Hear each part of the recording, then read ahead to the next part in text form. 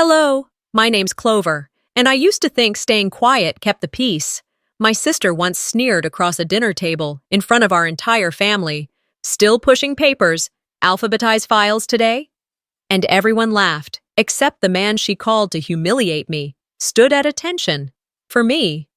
But that wasn't the worst part. The worst part was realizing I'd been paying for their lives, mortgages, medical bills, school tuition, while they called me invisible, while they erased my name from family awards, cropped me out of pictures, and told everyone I liked to stay in the background. I carried them for years. Now I wonder, what happens when the quiet one finally lets go? Do they even survive without me? Would you? I kept stirring my iced tea, but my hands weren't cold anymore.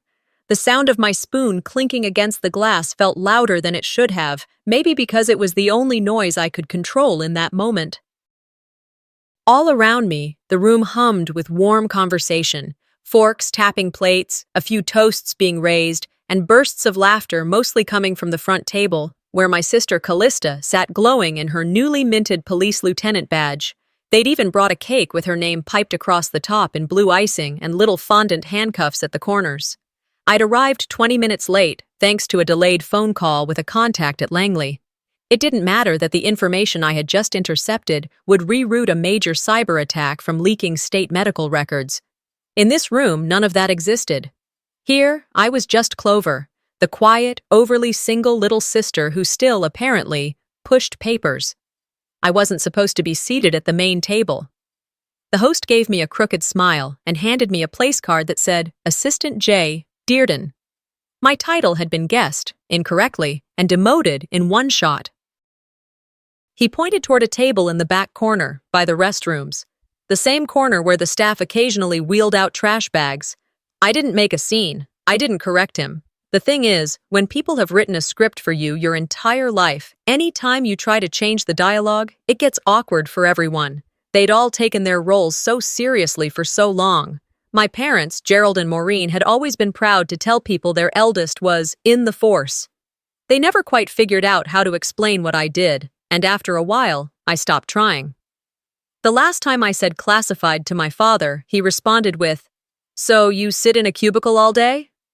I nodded, not because he was right, but because it was easier than correcting him again. Dinner was nearly over when it happened, the moment that unraveled something permanent inside me. Callista leaned back in her chair, her voice reaching over the table like a spotlight. Still pushing papers, Clover? She smirked. Alphabetize any top-secret files today? The table laughed, not because the joke was funny, but because people always laugh when the loudest person in the room is making one. I watched our mother glance down at her lap, maybe embarrassed, maybe not. Our father let out that familiar bark of a chuckle, the kind he saved for football games and family barbecues. I smiled politely. Of course I did. That smile, that thin, practiced curve, had become my armor. I could smile through anything. Congressional briefings, threat assessments, field reports involving people I'd trained who didn't make it back. Smiling at my sister's digs was almost peaceful by comparison. But inside, something moved. Something heavy. I lowered my spoon slowly, letting it rest against the rim of the glass. My fingers twitched once. In that moment, I wasn't hurt. I wasn't even angry. I was done. The kind of done that doesn't announce itself with a slam or a scream. The kind that's quiet, final, like shutting the lid on a box you've been sorting through for years, knowing you'll never open it again. Callista turned back to the room, soaking up attention like she was born for it. The spotlight suited her. Even as a kid, she wore confidence like a tailored coat. She was the one who memorized the Pledge of Allegiance by 4, the one who tackled a shoplifter at Target when she was 15. Meanwhile, I read books about encryption and quietly applied for programs no one in the family could pronounce. My mother used to say, Your sister is the star, but you're the glue, Clover. I used to believe that was love. Later, I realized glue is only appreciated when things fall apart. When the waiter came to clear the plates, he glanced at me with hesitation. Would you like to keep your place card, Miss Dearden? I looked at the assistant title, the badly smudged print, and shook my head. No, I said gently. I think it belongs exactly where it is. I watched as he dropped it into the trash bin on his cart and wheeled it away. Across the room, a projector was being set up. My dad stood up, tapping a fork to his glass with a broad smile. Before dessert, we've got something special. A little walk down memory lane, he announced, puffing with pride. Callista's had an amazing journey, and we're all so proud. Let's watch. The lights dimmed. People leaned back in their chairs. The slideshow began. It started innocently enough. Baby pictures, childhood snapshots. There was Callista dressed as a cop for Halloween, then again in her academy graduation uniform. There she was at 16, posing with a varsity track ribbon. Then the family photos began. Picnics, birthdays, vacations. In one, labeled 4th of July 2017, we were all sitting around a picnic table in my parents' backyard. Callista had sparklers in both hands. Dad had his arm slung around her shoulder. Mom smiled wide, holding a tray of burgers. I was in the photo too, but only half of me. My body was there at the edge of the frame, but my head had been cropped out. I blinked. Someone in the back whispered, "Who's that cut off on the end?" The next slide rolled forward. Nobody answered the question. I didn't react, not visibly, but I felt it. That unmistakable knot deep in the center of my chest, the one that forms when you realize someone didn't just forget you. They edited you out. They made space by erasing yours. I stayed silent through the rest of the slideshow, clapping politely when it ended, even as my ears rang. Applause filled the room. Dessert was brought out. People smiled, but I sat there, untouched cake in front of me, and made a decision. I would not fight for a seat at a table that had never been set for me. The laughter from Callista's jab still floated through the air, trailing off like smoke that refused to clear. My spoon rested silently now, the glass of iced tea untouched. I kept my gaze steady on the tablecloth. White, crisp, linen, creased perfectly like someone had ironed it just before dinner. I traced one of those folds with my eyes until the lights dimmed. Someone turned on the projector. "Oh, good," my father announced, tapping his knife on his glass again. Time for a trip down memory lane. The room hushed with anticipation, and I felt that familiar shift in the air, the kind you feel right before someone says something that will stick in your memory longer than it should. Soft piano music filled the space, and the first photo appeared. Baby Callista, grinning and toothless, wrapped in a pink blanket. More followed. Her first tricycle, her soccer jersey, her prom picture with the boy she broke up with the night before graduation. Each image more curated than the last. No one spoke, but I could hear it all. "She was such a spark, even then," someone whispered. "She always had that leadership quality." Slide after slide of Callista being celebrated. Callista holding certificates. Callista in a parade. The years blurred, but the narrative didn't change. Then came the family photos. I sat up straighter, even though I knew better. Somewhere in there had to be something. A moment where I was allowed to exist beside her, not behind. The screen flickered, and there it was. Family Picnic 2017. The photo showed the whole group at our parents' backyard. Plastic tablecloths, hot dogs, Talia holding a balloon. Dad had his arm draped around Callista, who held a grill spatula like a trophy. I was in the photo, too. But only part of me. My body was there, on the end, clearly seated, clearly present. But my face was cropped out, neatly, deliberately. "Who's the lady on the edge?" someone murmured behind me. No one answered. The next photo rolled forward, and with it, the timeline moved on. Callista at her first precinct, Callista cutting a ribbon at a local school. Each image hammered the story home. I felt something unfamiliar behind my eyes, not tears. No, those don't come easily anymore. But something like a slow burn, a recognition. They didn't just forget me, they had written me out. I didn't leave this family. I was quietly erased. The slideshow ended with a fade out to the words, "My Rock Family" in cursive, and the lights brightened again. Everyone clapped. I didn't.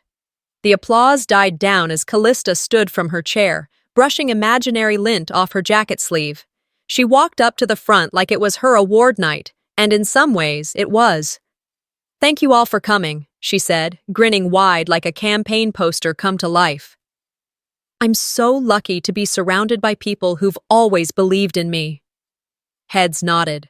Someone raised a glass. But I also want to take a second to talk about what we give back, she continued.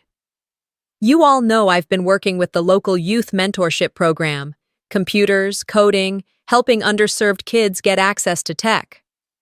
A few people clapped politely. Callista tapped a button on the remote, and a new slide popped up. Photos of a donated classroom with 10 laptops, smiling kids, and a big banner, Project Launchpad. What no one else in the room knew, what no one could have known, was that I funded that entire room. 6 months ago, a local teacher I knew reached out after a federal grant fell through. I bought the laptops myself. Refurbished, but still reliable. I delivered them after hours. I requested anonymity because that's how I prefer things. Quiet, purposeful, no speeches, no banners, just impact. But now, here it was, used as Callista's personal photo op. She clicked to the next slide. I always say, we all give back in different ways, she said. I just believe in investing where it matters most. More clapping, this time louder. She looked directly at me, her smile holding just a whisper of triumph, as if to say, you stay in the shadows. That's where you belong. The temperature in the room didn't change, but something inside me cooled, hardened. The knife I hadn't lifted from the table glinted under the chandelier, and for the first time, I realized how much my silence had cost me. Not in praise, not in attention, but in ownership. I watched them eat their cake, laugh, toast to the woman they all believed was the one carrying us forward. I didn't say a word. I didn't need to. My mother avoided my eyes entirely. My father scratched the back of his neck as if he knew something wasn't sitting right, but couldn't name it. I excused myself. Slipping out through the side hallway, I walked to the back of the building, near the parking lot. The air outside had cooled since I arrived, the breeze moving just enough to rustle the thin leaves of the crepe myrtle trees that lined the sidewalk. I pulled my phone from my clutch and opened my gallery. There they were, the photos I had taken that day we installed the computers. Me in a ball cap and jeans, sweat on my brow, helping a kid plug in a monitor. No one else from this party was there. No Callista, no parents, just me and a few volunteers. I tapped the screen, selected one photo, and sent it to myself in an email. No subject line, no message body, just proof. Not for them, for me. I slipped the phone back into my bag and returned to the dinner just as they were bringing out coffee. No one noticed I'd been gone. Or if they did, they didn't ask. Callista was posing with a few of the department officers now, her arms around their shoulders, still smiling like she had never been caught in a lie. My seat waited for me, untouched. But I wasn't the same person who'd sat there an hour earlier. That was the moment I stopped trying to be included. I didn't leave the dinner table. I just disappeared inside myself. Everyone was still laughing at something my father had said, raising their wine glasses like life was some celebratory march. I blinked slowly, trying to focus on the flickering candlelight in front of me. The flame kept leaning left, pushed gently by the air conditioning overhead. I watched it like it was the only honest thing in the room. Callista's voice carried on in the background, thanking the mayor for attending, complimenting the roast chicken, making jokes about parking tickets. I could hear her, but her words weren't reaching me anymore. They were part of a soundtrack I'd memorized and muted. I stared into my glass, watching the ice melt, the condensation sliding slowly down. For a moment, I let the sound of the room fall away, and I was 17 again. It was a Sunday afternoon, and the mail sat unopened on the kitchen counter. Mostly bills, some advertisements, and one large envelope with my name typed in bold on the front. I recognized the sender instantly. I'd applied months before, alone in my room with the door shut, using a borrowed laptop and a barely working printer. The letter came from the Virginia Institute of Technology's Intelligence Pipeline Program. A scholarship, full ride. I didn't even know it had arrived. I only saw it because I was looking for a pencil and found the envelope tucked under an overdue electric bill, already opened. My mother stood at the sink, washing the same plate twice. Her hands moved slowly, like she was buying time. "You opened my mail," I said, holding up the envelope. She turned slightly, not surprised. "I did." "It's a full scholarship," I whispered. "I got in." "I know," she said, drying her hands on a dish towel. "I saw." I waited, thinking maybe she'd hug me, say something about how proud she was. Instead, she walked over, gently took the envelope from my hand, and placed it back on the counter. "Clover," she said, like I was about to do something foolish, "I didn't want you to get ideas about moving too far away." "What?" "This family needs you here. You're steady. Your sister's out there trying to make a name for herself. You keep us grounded. You're the glue." I stood there, my mouth slightly open. "So, I shouldn't go?" Her smile was soft, but it gutted me. "You're needed here more than out there." And that was it. I didn't apply again. I didn't even tell my counselor I'd been accepted. I filed the envelope away in a shoebox in my closet, buried under a stack of hand-me-down sweaters. The next time I brought it up, years later, during a rare and fragile argument, she said, "Don't make it sound like I stopped you. You could have done whatever you wanted." But I hadn't. Back at the table, someone had tapped a fork against a wine glass again. Another toast was coming. "Let's all raise a glass to Callista," my father beamed, standing again. "She's always been the one to step up when it matters, always the one to show up for this family." Everyone clinked their glasses. My hand didn't move. Another memory rose, uninvited. This time, not a scene, but a sentence, a single text message from my father. It was a few years back. I had just finished the final phase of my federal training, grueling assessments, psychological clearance, tactical readiness. I texted him the night before my certification ceremony. "Dad, I know it's not exactly something you can brag about at the BBQ, but I'm graduating tomorrow. If you're free, it would mean a lot to have you there." The response came 10 minutes later. "Karen has a night shift, and I promised I'd help with the baby. You'll understand. She always shows up for the family." I didn't respond. I didn't bring it up, not even once. I had my ceremony. Quietly, alone. A folded chair in the back of a federal building. No parents. No photos. I stood next to men and women whose families were in tears, who had driven in from other states with signs and flowers. I didn't cry, but the space beside me at the end of that row of chairs felt colder than I expected. In the restaurant, the slideshow projector had been rolled to the side.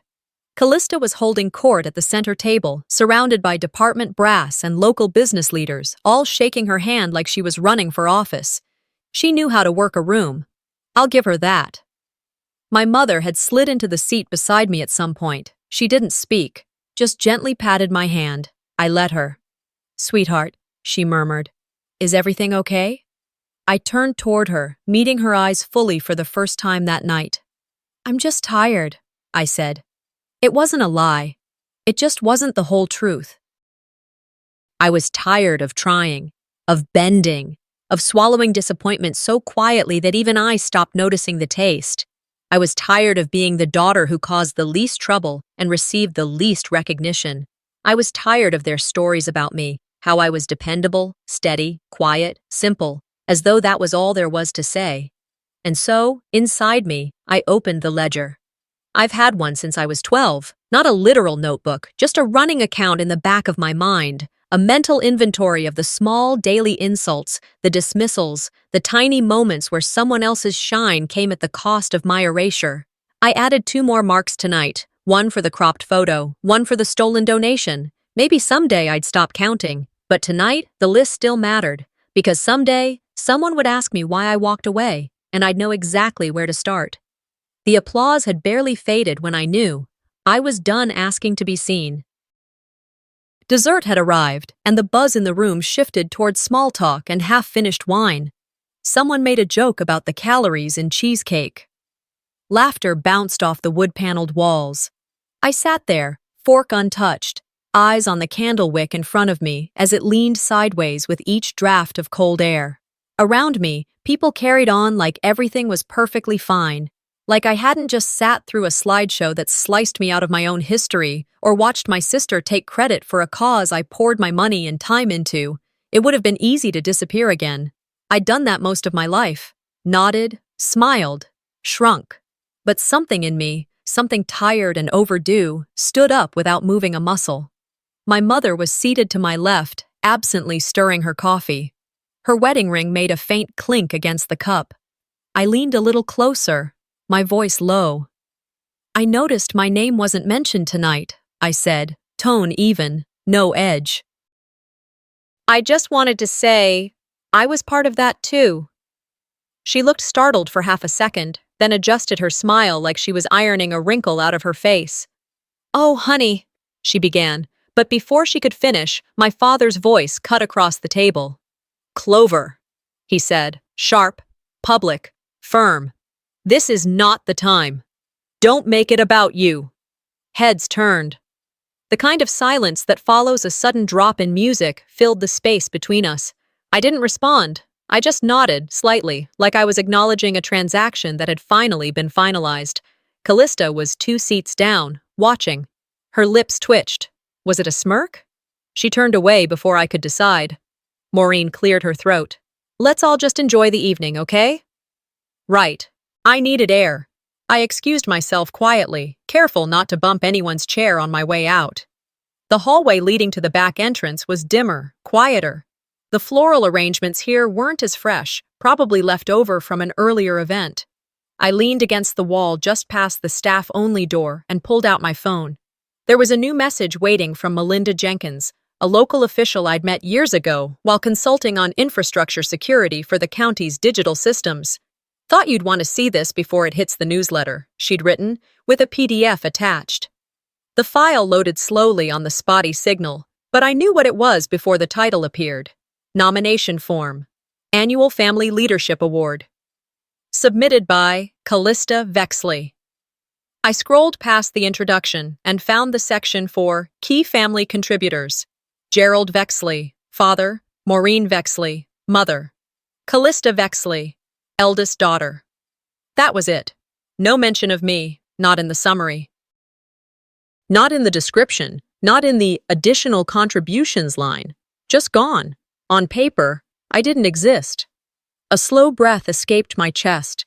Not frustration, not even heartbreak, just recognition. I stood there another minute, rereading the form like it was a piece of old scripture proving a point I already knew. And then I went back inside. The music had shifted to soft jazz now. Coffee cups clinked gently against saucers. People leaned in closer to talk, voices more hushed as the night wore on. Maureen caught my arm before I sat down. "I wanted to tell you," she whispered, "before you saw it." "You knew?" I asked softly. Her face tightened. "They didn't want it to be complicated. You know your work. It's hard to explain. We didn't know how to frame it." "You could have asked me," I said, still calm. "I would have told you." She hesitated, lips parting like she might argue, but nothing came. "Callista said you'd understand," she finally offered. "That you've always been the one who keeps things peaceful." There it was again. The role, glue, background, assistant, ghost. "Mom," I said quietly, "it's not hard to explain. It's just hard for you to see." She opened her mouth, then closed it again. I watched her retreat into her seat, her expression smoothed into one of practiced civility. I returned to mine, folding the linen napkin across my lap with deliberate care. Across the table, my father spoke animatedly to one of Callista's co-workers, his voice full of pride. "She always had the guts, you know. Even as a kid, she was the one leading the charge." I let my eyes blur, let my mind drift. This was the part of the night where I usually faded away, content to become the background hum. But I wasn't content anymore. Not even close. I wasn't seeking applause, but I also wasn't going to keep pretending I wasn't there. For most of my life, I carried silence like a virtue, letting others talk, explain, take space. Oh, I thought it made me wise, gave me control. Now I saw it differently. Sometimes silence is just the dress code for erasure. The ledger opened again in my mind. It used to be a subtle list, small wrongs and missed moments, a mental tally of things I promised I'd never forget but never planned to punish. Tonight, it felt different. Not a list, a map. And I was done circling the same block. I didn't get up. I didn't storm out or make a speech or even ask anyone to listen. I just sat there, still, focused. Their noise blurred around me like it always had. But inside, I was no longer on mute. Dessert had been cleared away by the time I noticed Callista working the room again. She had a gift for it, how she could float from table to table, laughing just loud enough, complimenting someone's dress, touching elbows with the mayor's aide like they were lifelong friends. It was performance, sure, but effortless. That was her superpower, making showmanship look like sincerity. And she'd just moved over to a group of off-duty officers who had arrived late. A few wore uniform pants and jackets over dress shirts. They looked exhausted but happy to be here. She greeted each of them with that same practiced warmth, the same line she probably used a dozen times a week. You made it. You being here means so much. I watched her from across the room, spoon resting idly next to my empty coffee cup. Next to me, Maureen and Gerald chatted with a neighbor who used to babysit us when we were kids. Something about how Callista was always the firecracker and how Clover liked puzzles more than people. They all laughed. I reached down, opened my clutch, and slid my fingers across the smooth edge of my ID. It wasn't the kind you flashed at traffic stops, no shiny badge or holster, just a dark navy rectangle, matte finish, with a silver eagle embossed at the top and a holographic seal along the bottom corner, barely visible unless the light hit it right. It was official, but intentionally discreet. I unclipped it from its secure loop inside my bag, and I set it down on the white linen tablecloth, slowly, deliberately, not with force, not as a statement, just there. The room didn't stop. No one gasped. The band didn't cut the music. It wasn't that kind of moment. It was smaller than that, more precise. My parents didn't see it right away. Maureen was still talking about how Callista once organized the school's safety patrol when she was 9. Gerald was halfway through his second bourbon, but at the next table over, someone paused mid-sentence. A younger officer, early 30s maybe, clean-shaven and sharper than the rest, turned his head. "She just put down a federal badge," he said under his breath. I didn't react. I didn't look up. I let the statement float. 2 tables down, another set of eyes shifted. A few heads turned, quietly, carefully, like they were trying not to be obvious.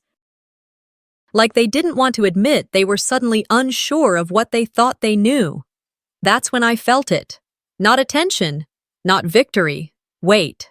For years, I carried that credential like armor under my clothes, never shown, always questioned. So like, do you work for the FBI or something? You do background checks? My cousin does security at a courthouse, kind of the same, right? I never bothered correcting them. Tonight, I wasn't correcting anyone either. I was just letting the truth sit there, where they could see it. From the back corner of the room, a chair shifted. I didn't have to look to know who it was. Lucian Halbrook. He was retired now, a former field operations director, decorated, respected, one of the last real tacticians the agency still whispered about. I hadn't seen him in years. He sat alone, as always, his posture relaxed but always alert. He leaned slightly forward. His gaze moved across the room, then landed on my table.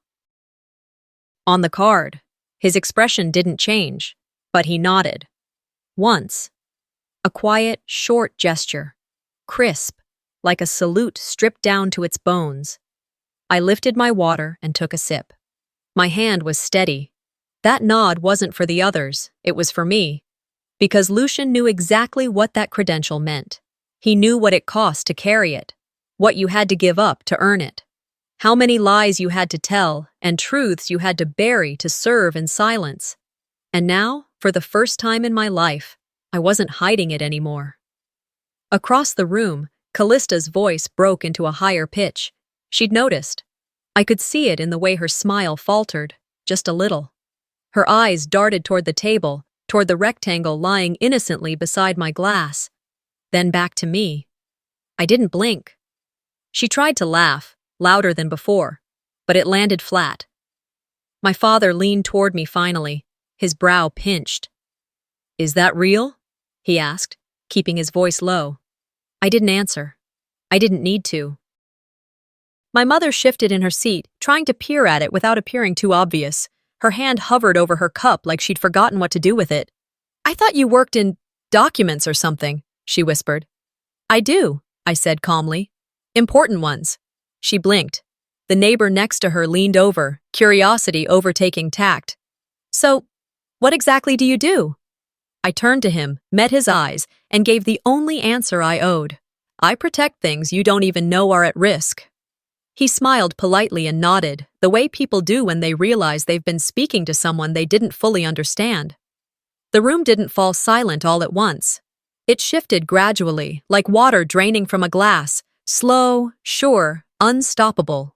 Conversation softened, laughter dimmed. And Callista? She couldn't stop staring. That moment, so small, so quiet, wasn't just a reveal, it was a shift.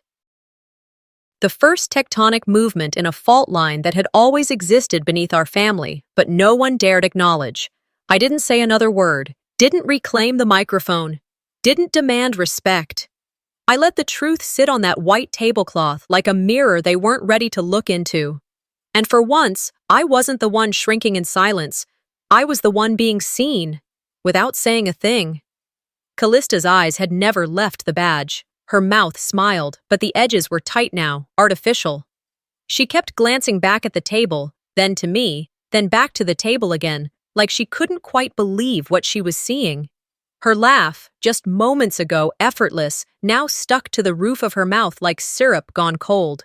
She straightened her back a little, then turned toward her precinct friends, raising her voice just enough for nearby tables to catch every syllable. Well, I guess anyone can get a badge printed online these days, she said with a chuckle, half joking, half daring me to respond. I didn't. That silence, intentional, centered, rattled her more than anything else could have. Callista tapped her perfectly manicured fingers on her phone, then pressed it to her ear. She began pacing a few feet away from our table, pretending it was casual. I just want to get this clarified, she said louder this time. Wouldn't want any misunderstandings at a family event. My father glanced up from his drink, brow furrowed. What are you doing, sweetheart? Just calling Captain Lorne, she said breezily. Better safe than sorry. You know how it is. Can't have people impersonating federal officers. It's a felony. The room didn't fall silent, but it shifted. The way a room does when people stop chewing, when forks hesitate halfway to mouths. Conversations were still happening, but at half volume, punctuated by side eyes and confused looks. I said nothing, because I didn't need to. Across the room, Lucian Halbrook remained still, a glass of water in front of him, untouched. He watched her with the same calm he used to teach us in tactical briefings, let the enemy hang themselves with their own rope. Callista was now pacing near the dessert table, speaking loudly enough for everyone to hear. Hi, Captain. Yeah, sorry to bother you off duty. I just have a quick situation I think needs your eyes. There's a woman here at my celebration. Claims she's federal. Has a badge on the table. I think it's fake. I'd like you to come down and verify. Yeah, thanks. She hung up with a snap and turned around to face me, that smirk back on her face like war paint. I just want to be sure, Clover, she said sweetly. Wouldn't want you getting into trouble. Across the table, my mother looked pale. My father opened his mouth like he wanted to interject, then shut it again. A woman at the next table whispered to her husband, Is that her sister? I folded my napkin and placed it back on the table. The weight in the air settled in everyone's chest. The minutes crawled. Callista kept glancing toward the door, bouncing slightly on her heels like a kid waiting for Santa.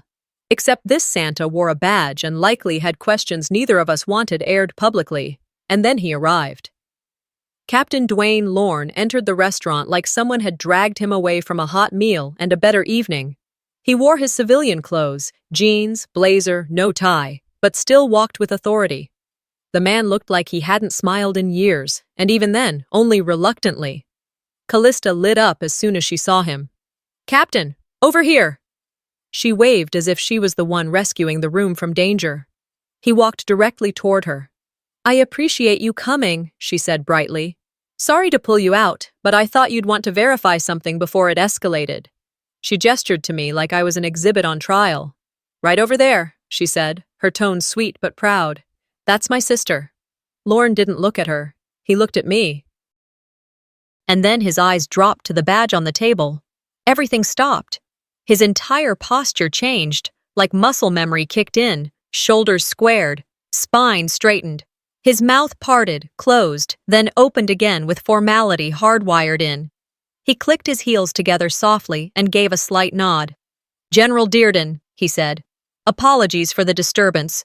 Is there an issue, ma'am?" The restaurant went silent. Not quiet, silent. Chairs stilled mid-shift.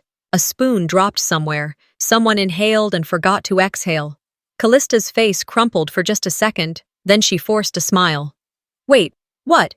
Did you just say general?" Lorne didn't respond to her. His eyes stayed on me. I gave him a calm nod. "No issue. Thank you for coming, Captain." He looked back at Callista then, really looked at her. "I need a word," he said curtly, then jerked his head toward the side hallway. "Captain, now." His voice didn't rise, but it didn't need to. Callista followed him, her steps smaller now, shoulders hunched slightly. I didn't move. Around me, no one spoke. My mother looked like she'd been slapped. My father stared at his drink like it had betrayed him. Someone whispered, "She's a general?" Another voice answered, "Federal, must be defense." No wonder she didn't say anything. Lucian raised his glass in my direction. I didn't smile. I didn't gloat. I just existed. Fully. And for the first time in a very long time, they saw it. Not all of it. Not everything. But enough. My sister's smirk dissolved into silence. The kind that never comes back. When Captain Lorne turned and escorted her toward the hallway, the room didn't relax. If anything, it grew tighter. Like everyone collectively realized they were sitting too close to something they didn't fully understand. I didn't follow. I didn't speak. There was nothing left to say that hadn't already been shown. The space Callista left behind at the table felt empty in a way that wasn't just physical. She had taken all the oxygen with her. My parents didn't look at me, not because they were angry, because they didn't know how. They were still recalibrating their idea of me, turning it slowly like a broken radio dial, hoping for a familiar station. I wasn't giving them one. People began whispering in pockets again, trying to make sense of what they'd just seen. Some looked at me with new respect, others with confusion, a few with discomfort, like they were suddenly afraid I might be more than the cardboard cutout they'd propped me up as all these years. Maureen finally cleared her throat. "Should we maybe call it a night?" No one answered. I picked up my phone from the table and unlocked it without urgency. My fingers moved with clarity, as if they already knew what needed to be done before my brain had fully caught up. I opened the family group thread, one I had created 5 years ago when Dad forgot his medical appointment and Callista didn't show up for Talia's recital. The same thread they used to send birthday texts and photos of their dog and sunglasses. I typed, "Effective immediately. I will no longer be covering rent, mortgage, medical bills, car payments, tuition, or utilities for any member of this family. I wish you all the best. Send." I closed the thread, muted the notifications, and placed my phone back down. I didn't need to watch their reactions. I already knew. Callista had always believed she was the one holding everything together. They all did. They thought I lived some small life in the shadows. Quiet, boring, easy, filing papers, stapling reports, watching life from a desk. They never saw the wiring underneath, the network I built, the safety net I wove beneath them while they talked over me. And now they were standing on a tightrope with no net below.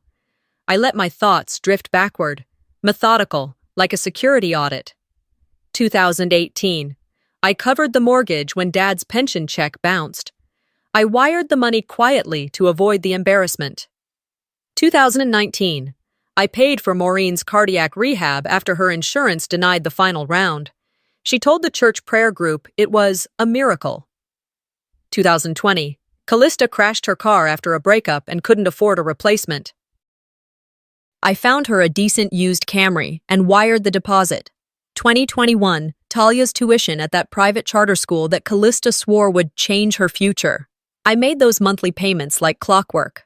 Never once did I get a thank you card. Not that I expected one. But I never expected to be accused of fraud either. When they returned, Callista first, Captain Lorne a few steps behind, the air was noticeably colder. Her face had shifted. No more smugness, no more control. She looked like someone who had just touched a hot stove and wasn't sure if the burn was deep enough to blister.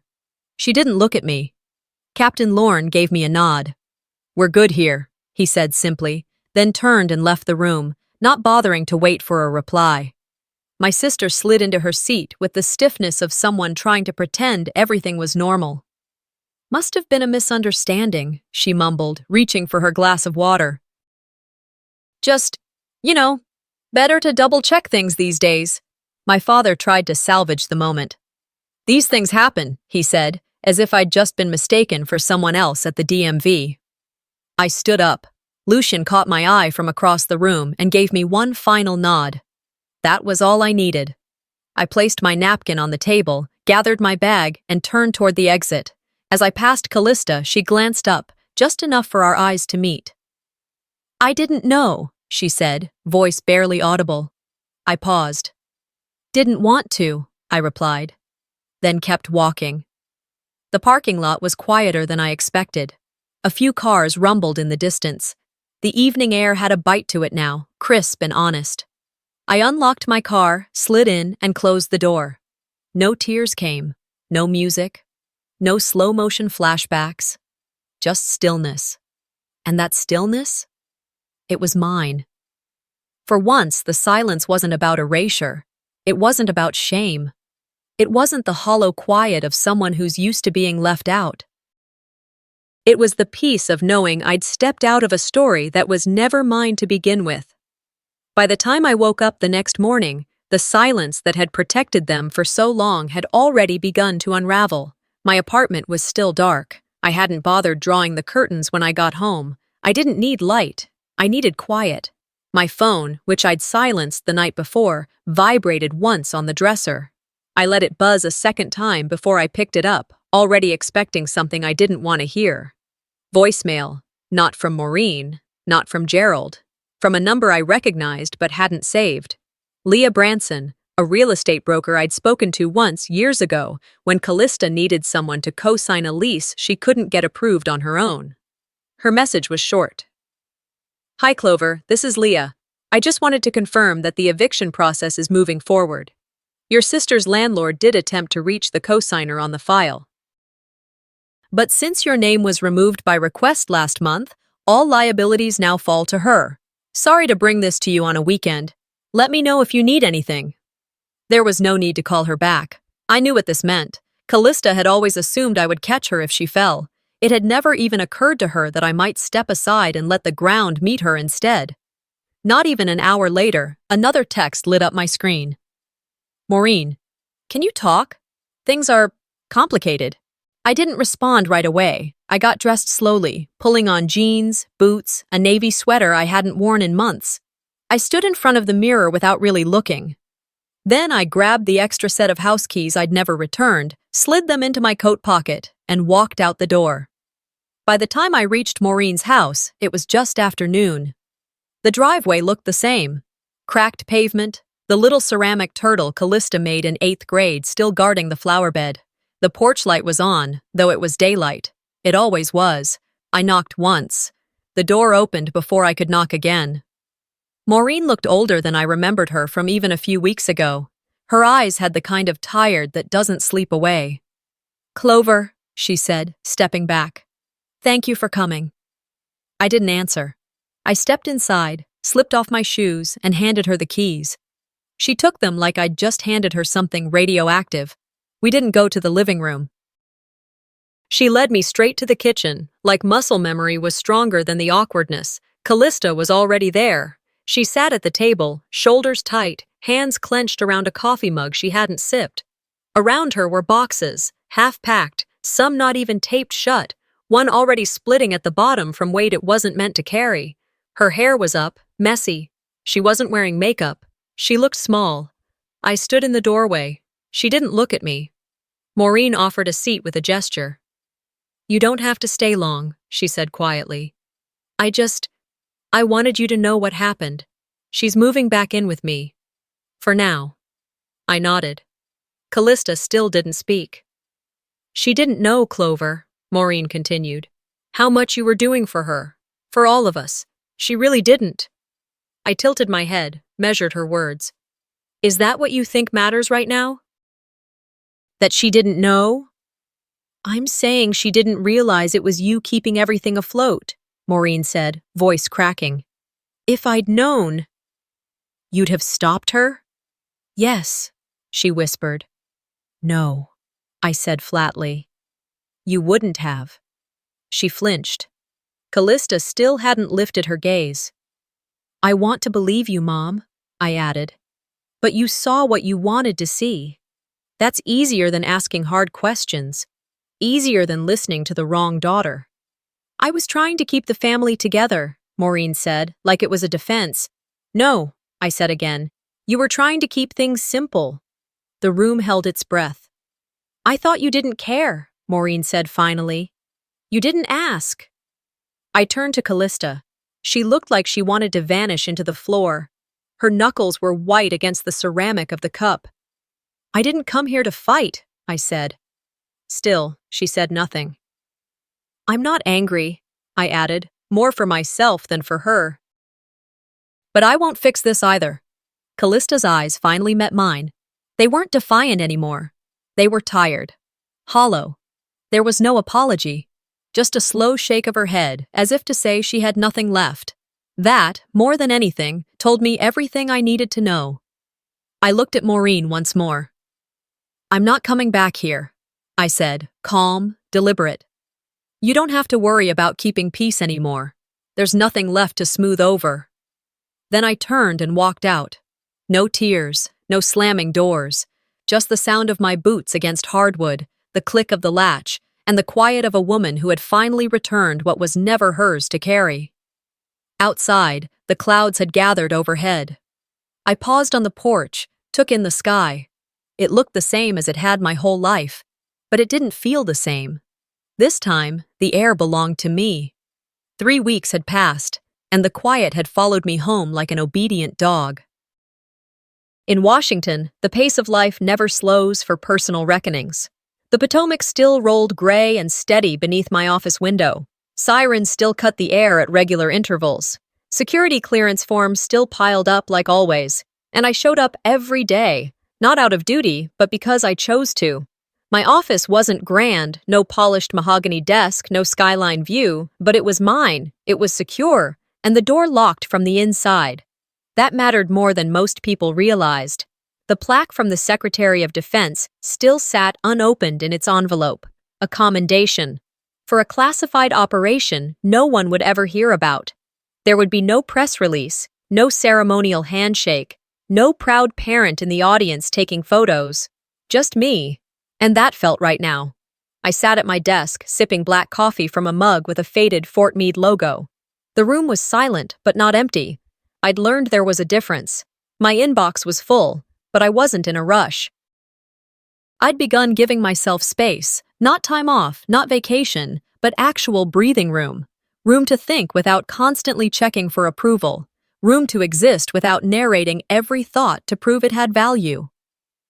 The top drawer of my desk creaked slightly when I pulled it open. Inside were 3 things: a spare keycard, a field badge, and a letter. I picked up the envelope slowly. It was worn now, the corners bent slightly from being handled too many times. The handwriting on the front was unmistakable. Maureen. The letter was addressed to Callista and had been forwarded to me by mistake 2 years ago. I'd opened it then without thinking. The damage had already been done. It started innocently enough. Dearest Callie, I just wanted to thank you again for holding the family together. You've always been the strong one, the one who shows up, the one who puts her life aside to take care of everyone else. Your father and I are so proud. We're lucky to have you. You're the glue. And the irony had made me laugh then. Not the ha-ha kind. The brittle, crack-in-the-throat kind. That year, I had covered 3 months of their mortgage. Paid the final bill on Maureen's hospital stay. Bought Talia a laptop so she wouldn't fall behind in school during remote learning. I'd done all of that quietly, under a generic fund name, just like always. There wasn't a single mention of me in that letter, not a sentence, not a nod. I had reread it maybe 10 times, hoping I'd somehow missed my name. I hadn't. Now I held it again, not to punish myself, but to confirm something I'd finally accepted. It wasn't just forgetfulness. It wasn't an accident. It was design. Erasure doesn't always come from malice. Sometimes it's just convenience. A story that's easier to tell without you in it. I folded the letter and placed it back in the drawer. Then I locked it, not in anger, but with a sense of ceremony. It wasn't about hiding anymore. It was about honoring what was true. Some wounds don't bleed, they echo, and this one had stopped echoing. There was a soft knock on my door. I turned. Janelle, my assistant, poked her head in. "Sorry to interrupt, General. The secretary is online too." I nodded. "Thank you. Patch him through." She disappeared as quietly as she came. I turned back to my desk, adjusted my posture, and lifted the receiver. "General Dearden speaking." My voice didn't shake. My hands didn't tremble. I didn't glance toward the drawer. This life, this chair, this job, this rhythm was mine. I didn't need Callista's apology, or Maureen's, or anyone's. Forgiveness wasn't what I was chasing. What I needed was space, and now I had it. I ended the call 15 minutes later. It had been a standard update, protocol changes, security clearance reviews, nothing dramatic, nothing worthy of headlines, but still, I lingered. Outside my window, the river curved with a kind of lazy authority, unapologetic, unrushed. I thought of Maureen sometimes, wondered if she ever sat with the discomfort long enough to feel it. I doubted it. Most people were taught to confuse resolution with repair. And this? This wasn't about fixing anything. This was about living in a life I didn't need to justify. Some days, I still caught myself listening for the echo, the need for someone to say, "You did everything right, you were enough." But those days were fading. Now I knew the truth didn't require an audience. My silence, it was never weakness, it was precision. Some people will never say thank you, and others will rewrite entire histories to keep you small. But here's the truth. Your worth doesn't disappear just because others refuse to acknowledge it. Sometimes walking away isn't weakness, it's clarity. What would you do if you were erased from your own family's story? If this resonated with you, drop your thoughts in the comments. I read every one. And don't forget to subscribe for more real-life stories that hit where it hurts and heal where it matters.